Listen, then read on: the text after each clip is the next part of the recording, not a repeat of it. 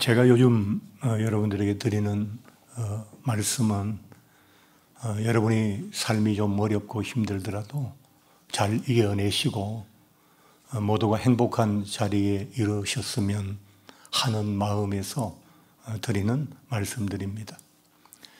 저는 잠을 참 잘 자는 사람입니다. 저는 먹는 것도 너무 잘 먹고요. 잠도 잘 잡니다. 또 조금 못한 얘기지만 먹고 배설하는 것도 크게 문제가 없고 그래서 생활에 불편한 것이 없이 지냈는데 수술을 하고 난 다음에 약간의 변화가 생겼어요. 제가 먹는 약이 한 8가지 정도 되는데 그 중에 4가지가 저에게 수면 장애를 유발하는 이제 그런 문제를 제 일상생활에 주었어요. 그러니까 이식을 한 사람들이 가지는 아주 대표적인 2가지 부작용이 뭐냐 하니까 잠이 오지 않는다는 것, 또 2번째는 몸이 여기저기가 굉장히 가렵다는 것, 또 물론 이제 면역이 약한 것 그건 더 큰 문제겠죠. 이제 그러다 보니까 머리만 대면 잠을 자던 제가 밤에 잠을 이렇게 잠들지 못해서 시간을 보내는 그런 시간들이 있었다고요. 그러니까 사람이 그렇잖아요. 자기가 괴로워야 나와 똑같은 어려움을 겪고 있는 다른 사람들을 생각하게 되고 또 이해하게 되잖아요. 제가 잠을 좀 못 자면서 이제 좀 잠에 대해서 생각을 하다 보니까 의외로 요즘 삶이 어렵고 또 세상이 마음에 들지 않아서 잠 못 이루시는 분들이 굉장히 많은 것을 알게 됐어요. 이제 국민건강보험공단 통계에 따르면 작년에 아주 심각한 불면증으로 병원에 지속적인 치료를 받은 분들이 처음으로 100만 명이 넘어섰어요. 또 그렇게 심각한 상황은 아니지만 밤에 쉽게 잠들지 못하는 사람들의 수가 전체 국민의 20%, 좀 더 심각하게 보는 사람은 30%에 가까운 사람들이 잠드는 게 좀 힘들고 어렵다. 이제 그런 이야기를 한다는 겁니다. 오늘 예배에 나오신 여러분들의 잠자리는 어떠하십니까? 요즘 잠을 잘 주무십니까? 예. 너무 잘 자서 걱정이라고. 그건 참 하나님께서 큰 은혜를 주신 거죠. 예. 의외로 젊은 분들도 잠을 잘 자지 못하는 분들이 많아요.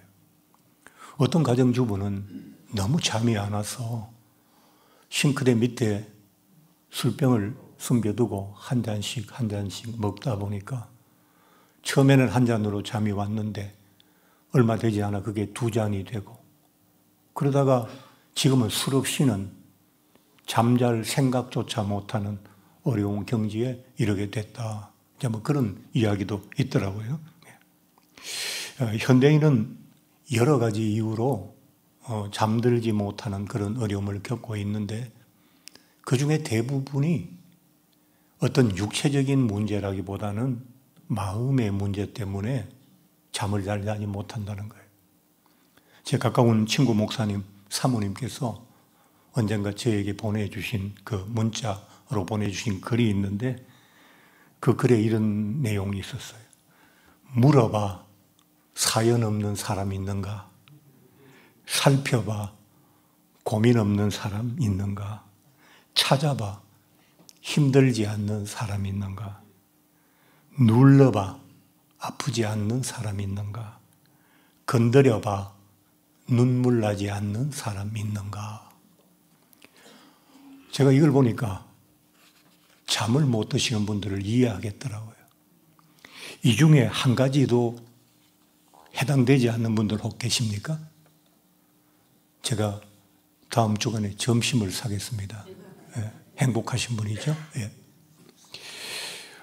요즘 삶이 과거보다 많이 어려워졌습니다. 쉽게 잠들지 못하는 사람들, 현대인들만의 문제일까요? 하나님의 말씀인 전도서에는 이미 잠 못 드는 인생들에 대한 말씀이 있었다는 겁니다.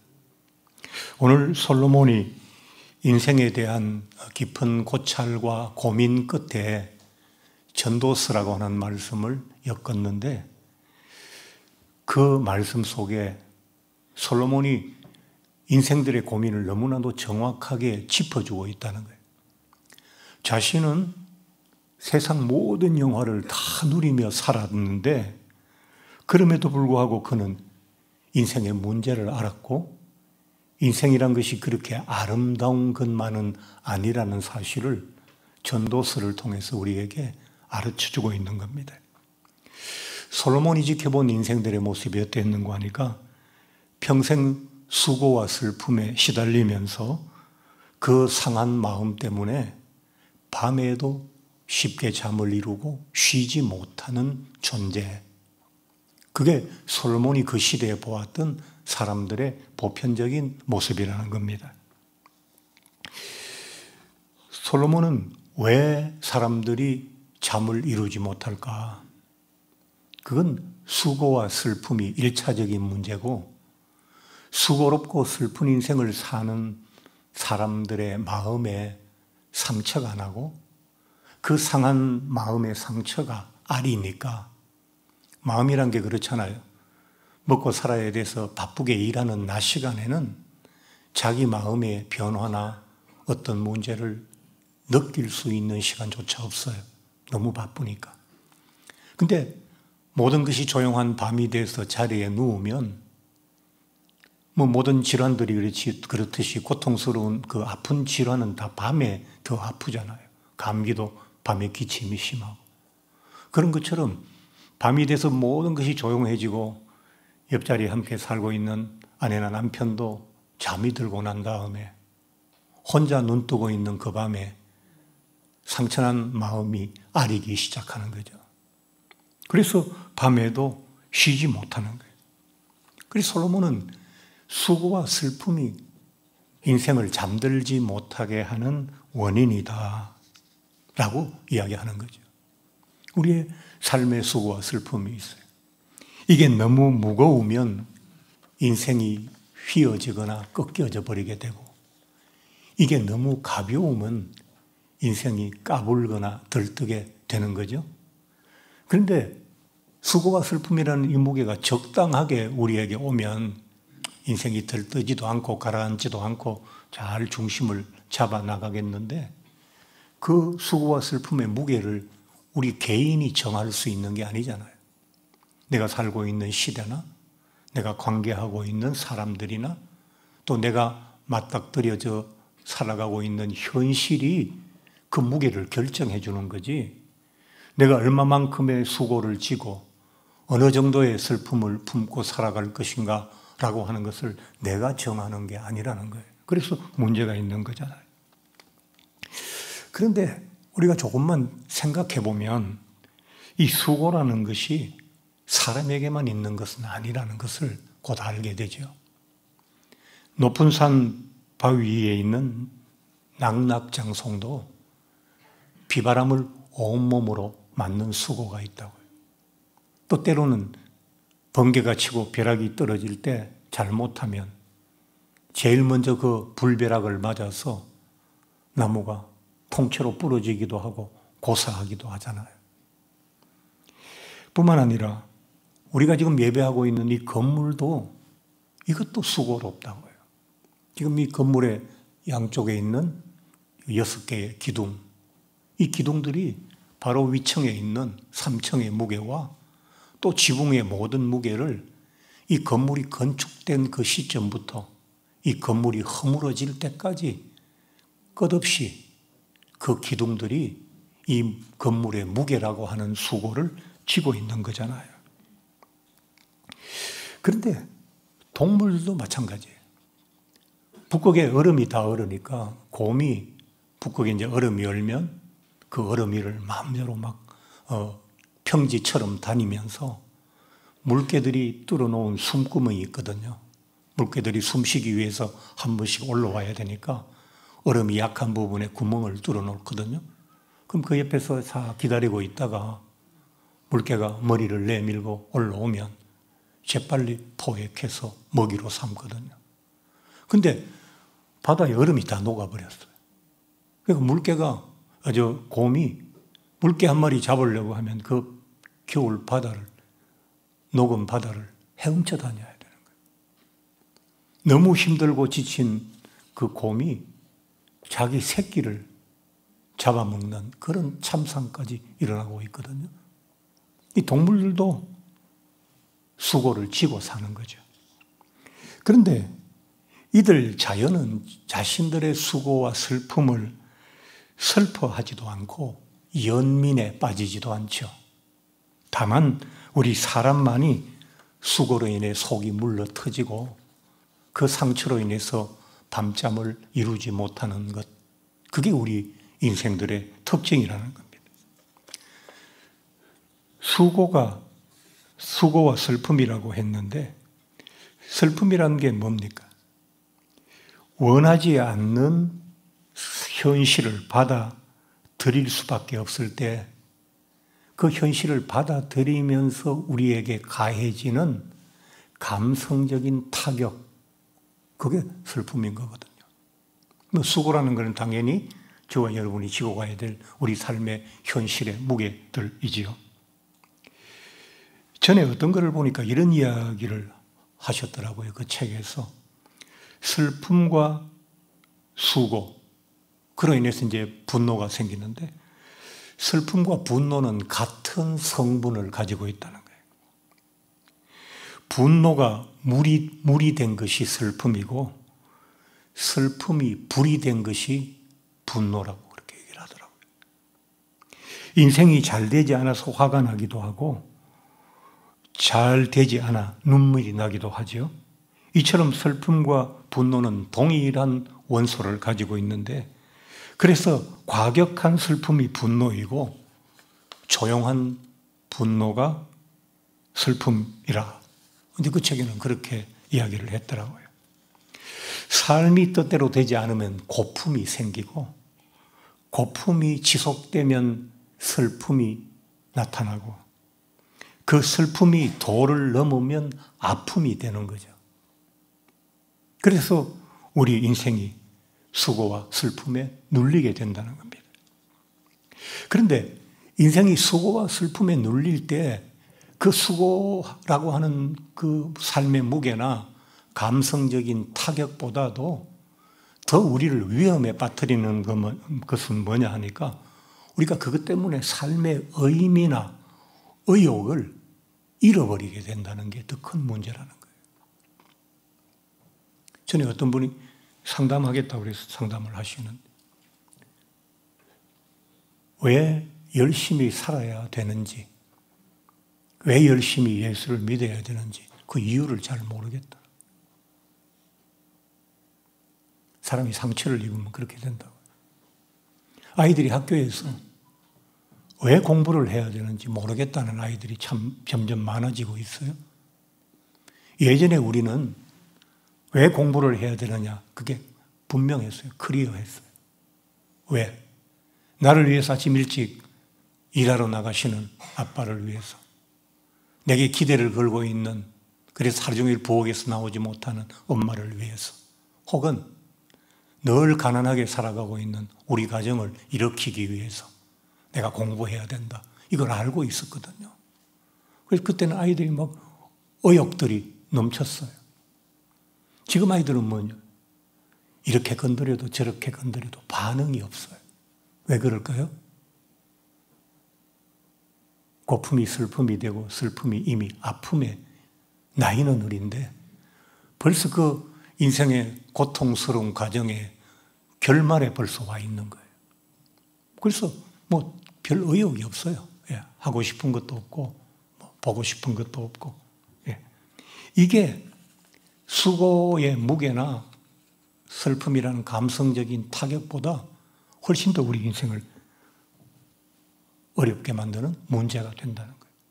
크리스찬이 만약 이런 지경에 이른다면 생의 의미나 의욕을 잃어버릴 뿐만 아니라 신앙의 의미와 어떤 그 생활에 대해서 회의를 하기 시작하는 거죠. 왜 예수를 열심히 믿어야 돼? 그렇잖아요. 하나님이 정말 계시기는 하나? 하나님이 계신다면 내 인생은 왜 이렇게 됐는지 왜 설명을 안 해주시지? 그런 마음이 우리 안에서 스물스물 일어나지 않겠어요? 요즘 분들이 얼마나 똑똑합니까? 뭐 대통령이 잘못해도 바로 지적해요, 젊은 사람들. 그런데 하나님의 하심이 이해되지 않을 때 하나님이니까 무조건 머리를 조아리겠습니다. 그럴까요? 그렇지 않아요. 문제를 제기하는 거죠. 이제 그렇게 되면 신앙생활의 열의가 급격히 줄어들게 돼요. 코로나 이전 2018년 때만 해도 이 뭐 큰 예배당은 아니지만 자리가 꽉 차서 가운데다가 저보자를 갖다가 놓아야지 예배에 오시는 분들을 다 자리에 앉으시게 할 수가 있었어요. 성가대는 성가대 자리에 다 있고요. 근데 지금은 저희 교회만이 아니라 많은 교회들이 비어가고 있죠. 교회 생활의 의미를 잃어버리니까 열심히 신앙생활을 해야 될 의욕은 당연히 따라서 자꾸 줄어드는 거예요. 솔로몬이 기록한 전도서는 수고와 슬픔을 이겨내고 생의 의미나 의욕을 회복하기 위해서 어떻게 해야 되느냐. 그 문제만 제시하지 않고 문제 해결의 방식을 해결할 수 있는 걸 줘야 되잖아요, 우리에게. 솔로몬은 수고와 슬픔을 이길 수 있는 길을 뭐라고 얘기했는가 하니까 보람과 즐거움을 각자가 찾아내야 된다. 전도서의 어떤 그 결론이 그렇게 되어 있어요. 우리는 고단하고 수고로운 삶 속에서도 보람과 즐거움을 찾아내야 된다. 수고와 슬픔이 난무하는 세상 속에서 그래도 보람과 즐거움을 찾아내서 세상에게 빼앗겼던 삶의 의미와 의욕을 되찾아와야 된다.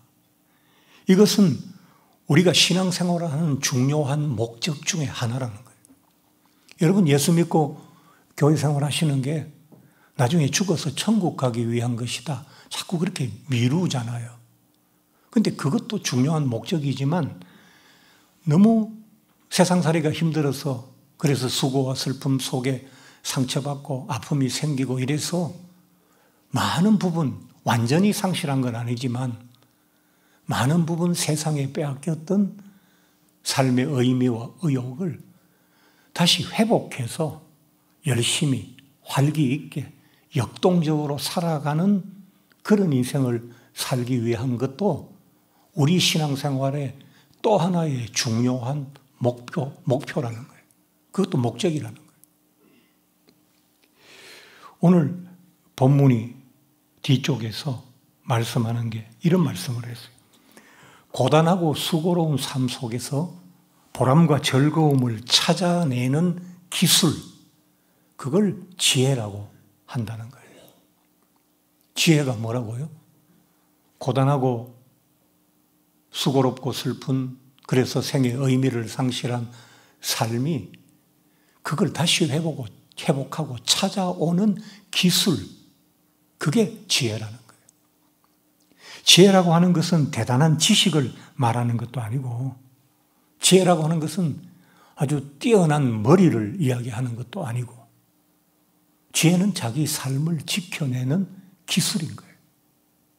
그 잠언은 우리 삶을 지켜낼 수 있는 많은 부분의 기술들, 사람과의 관계에서 어떻게 상처받지 않고 이 관계를 지켜낼 수 있는지, 세상살이 속에서 또 물질적으로 어떤 걸 내가 잘 내 삶을 지켜낼 수 있는지, 혹은 가족 간에 어떻게 그 사랑과 서로에 대한 관심을 지켜낼 수 있는지, 그 기술들을 다 기록한 게 잠언 말씀이거든요. 지혜는 자기 삶을 수고와 슬픔으로부터 지켜내고 건져내는 하이테크예요. 하이테크. 지금 어디에 가서 학교에서 어느 교육기관에서 이런 거 가르쳐 주는 데가 있습니까? 없잖아요. 제가 보니까 한 3분 있더라고요. 우리나라에 그래도 이 삶을 지켜내는데 도움을 주려고 애쓰는 분들이 세 분 있더라고요. 첫 번째 분이 김창옥 씨라는 분 여러분 아십니까? 예, 그분이 그 일을 좀 하고 있더라고요. 두 번째 황창년 신부라는 분 아십니까? 예. 마지막 세 번째 법륜이라는 중을 아십니까? 예, 이 세 사람이에요. 목사님은 별로 없는 것 같아요. 제가 굉장히 마음 아팠어요. 이분들이 대한민국의 교회가 수도 없이 많은데 목사가 10만 명이 넘는데 교회에서 삶의 의미와 지혜를 찾는 것이 아니라 산속에 수많은 절들이 조계종사나 수많은 절들이 경치 좋고 산수 좋은 데는 다 자리하고 있는데 거기에서 생의 의미와 의욕을 회복하는 것이 아니라 자기가 먼저 어려움을 당해보았던 한 사람의 경우, 물론 김창욱 씨는 크리스찬이니까 그분도 기독교를 대표한다고 말하면 되겠죠. 그런데 그 한 개인에게 온 국민의 삶의 고단함이 그걸 의지하고 있어요. 나이 많이 드신 여성분들, 특별히 중년 이상 되신 여성분들이 자기 삶에 찾아오는 공허함, 흔히 말해서 빈둥지 증후군이라고 말하는 그걸 그 황창년 신부라고 하는 분 강연을 통해서 해결하고 있더라고요. 삶의 복잡하고 다양한 문제를 법륜이라고 하는 그 스님의 정문적설이라는 그 대담 속에서 찾아가고 있더라고요. 하나님의 말씀에 우리 삶을 지켜내는 하이테크 기술들이 이렇게 많이 있는데 이걸 다 그대로 두고 몇 사람의 강사에 의존하고 있는 우리 사회. 그래서 우리 사회는 모두가 다 힘들다고 그래요. 자기 삶을 지켜낼 수 있는 기술을 배우지 못했거든요. 일 많이 하고 죽으라고 일해서 나라도 살리고 내 직장도 돈 잘 벌게 만들고 마을도 그냥 발전하게 했는데 정작 나는 내 삶을 지켜내는 기술을 갖고 있지 못하는 거예요. 여러분은 타인의 행복, 이 사회의 행복을 위한 노동자들입니까?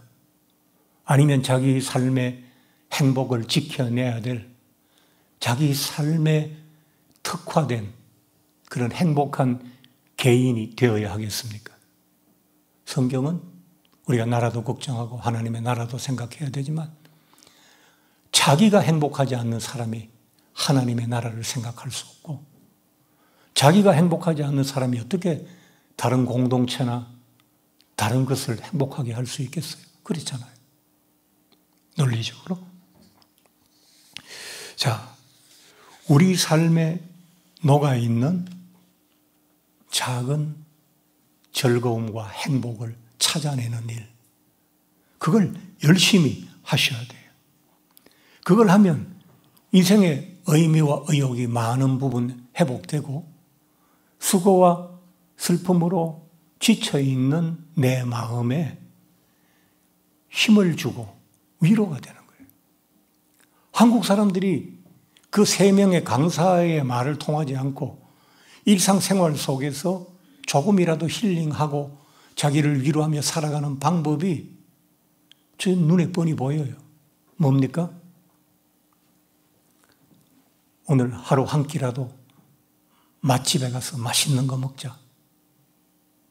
그게 그날 하루에 여러분의 삶을 위로하고 의미를 찾게 해주는 유일한 방법이잖아요.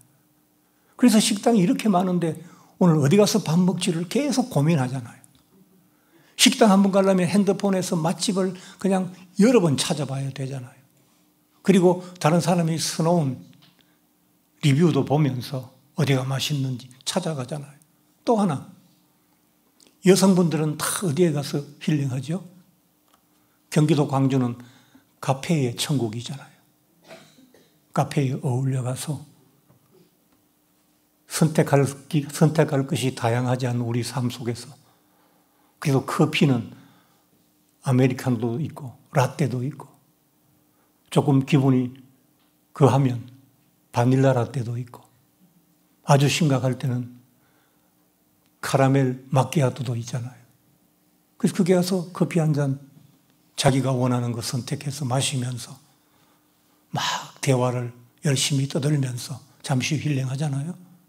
근데 그 커피숍 카페를 떠나는 순간 괜히 흥분해서 많은 이야기했던 내 자신이 갑자기 또 비워지는 것을 느끼면서 돌아오고, 그 비워지는 듯한 허전함 때문에 또 며칠 되지 않아서 또 카페를 가야 되고, 우리가 지금 그렇게 살아가고 있다고. 그런데 우리가 각자가 자기 자신 안에서 스스로 자기의 작은 즐거움과 행복들을 찾아내는 일을 해야 되는 거예요.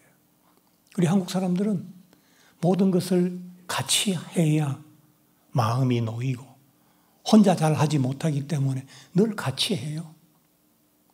아이들 교육할 때도 부모로서 내가 이 아이들 문제 어린이 주일에 오니까 또 그때 말씀을 좀 드리겠습니다만, 부모로서 내가 내 자녀를 정확히 읽고 어떤 교육을 시켜야 되겠다고 확실히 정해놓은 게 아니라 옆집 아줌마한테 물어보고, 우리 아파트는 어떻게 하는지 대세를 보고, 그래서 모두가 간다고 하는 우리 아이도 보낸다고 하는 학원에 보내고, 옆집이 학원 2를 보내면 나는 3을 보내고, 그래서 아이도 결국은 수고와 슬픔을 지고 가게 만들잖아요. 우리 각자가 자기의 삶 속에서 기도하면서 성도님들께서는 하나님이 우리 각자의 삶 속에 숨겨두신 작은 즐거움과 행복들을 찾아내야 돼요. 개발해야 돼요. 행복의 콘텐츠를 개발하셔야 돼요. 그리고 그걸 자주 사용하면서 지쳐가는 내 삶에 활기를 주셔야 돼요. 그런데 전도서는 여기에서 또 한 번의 역설을 이야기해요. 뭐냐 하니까 그 보람과 즐거움, 우리가 찾아내는 보람과 즐거움, 행복만으로 우리는 수고와 슬픔을 완전히 몰아낼 수 없다라고 이제 또 한 번 뒤집는 거예요.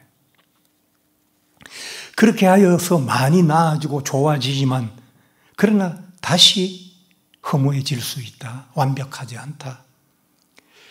그렇기 때문에 전도서에는 이것도 헛되고 저것도 헛되다는 말은 뭐냐니까, 지금은 내게 절실한 그것이 조금 지나면 헛되게 느껴진다는 거예요.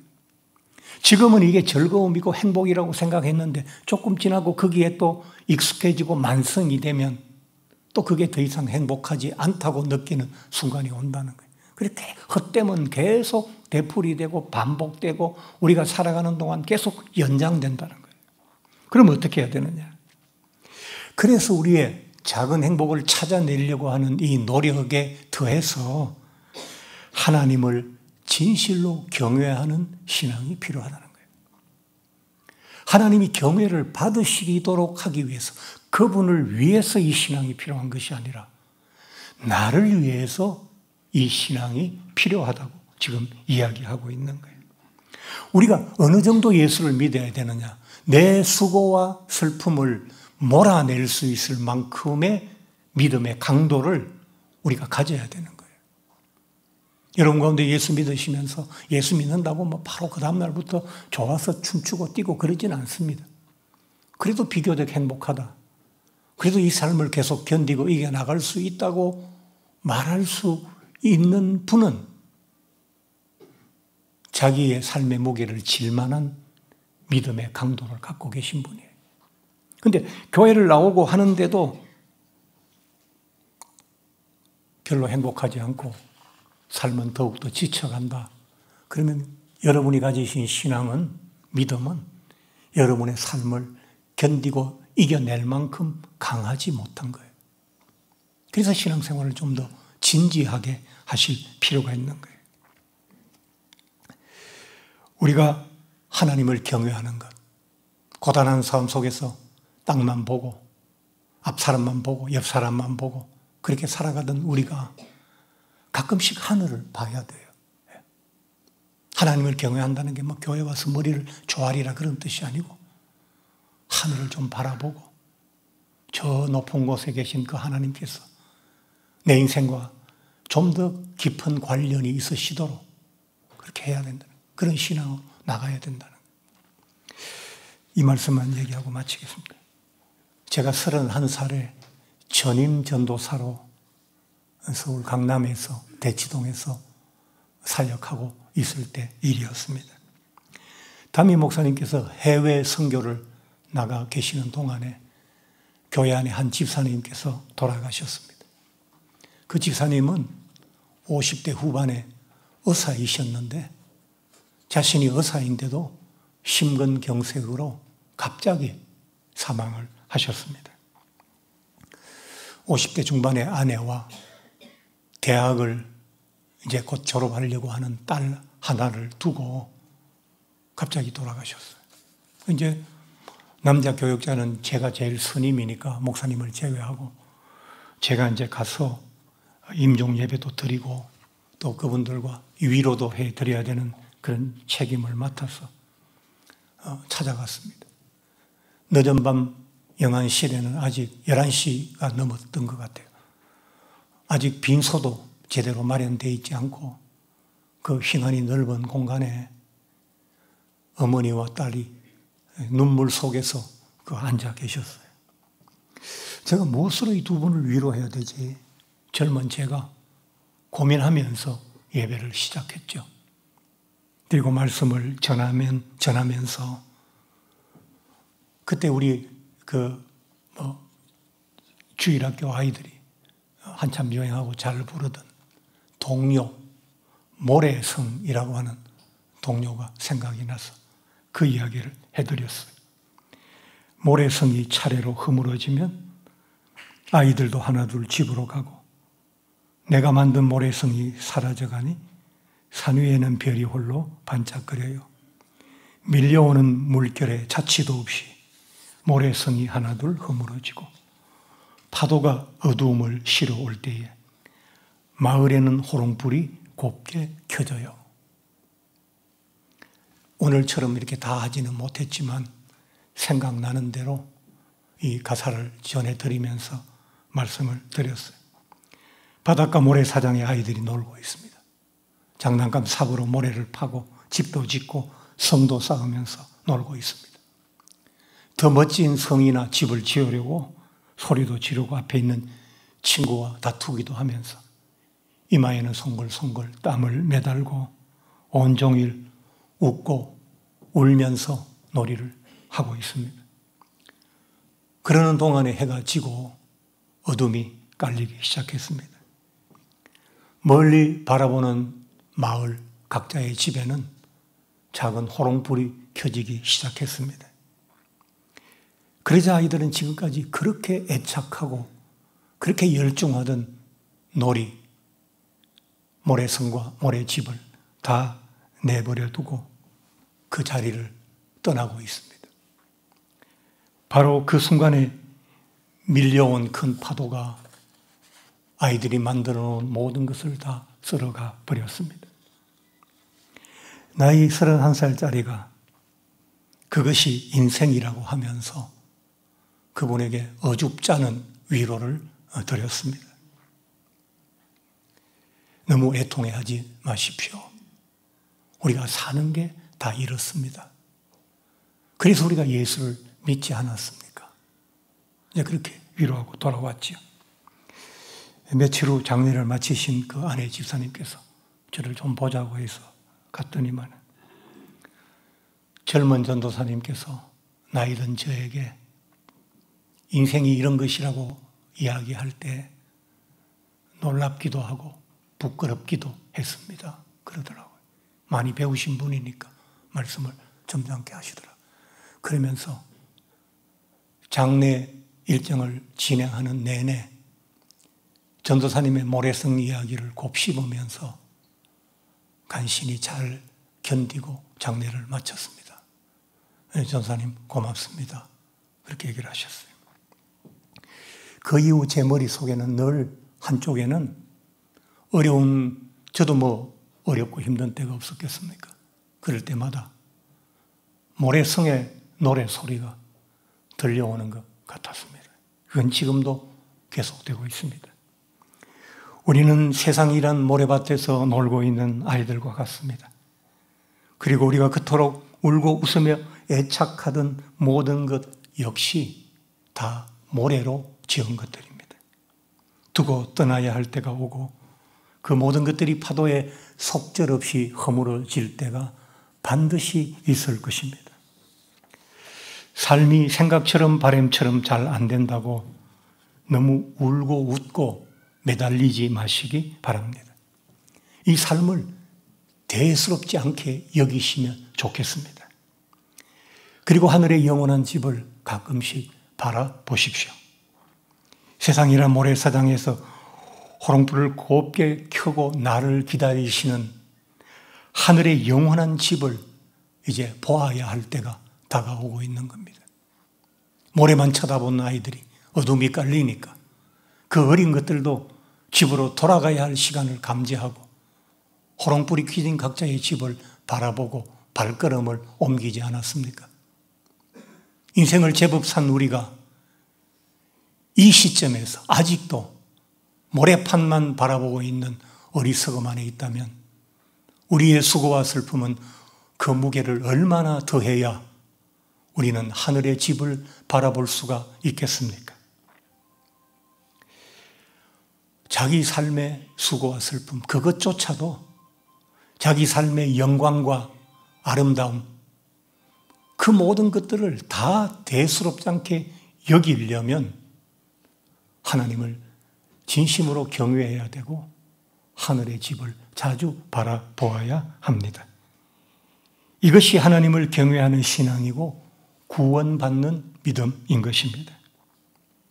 오늘 이 자리에 나오신 여러분들 삶은 어떠십니까? 저는 여러분이 늘 평안하고 행복하시기를 간절히 바랍니다. 제가 남아있는 제 사명의 시간 동안 저는 오직 그 일을 위해서 최선을 다할 것입니다.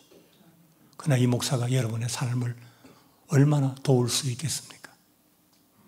겨우 이리로 가시면 그 길로 더 가까이 가실 것 같습니다 라고 길 안내나 조금 할 수 있을 정도입니다. 여러분의 모든 문제는 하나님의 손 안에 있습니다. 여러분의 모든 문제는 모래판을 떠나는 순간 자동적으로 다 해결될 줄로 믿습니다. 하늘의 집을 자주 바라보시면서 하나님 주신 이 좋은 봄날을 늘 행복하게 사시는 그런 여러분들이 다 되시기 바랍니다.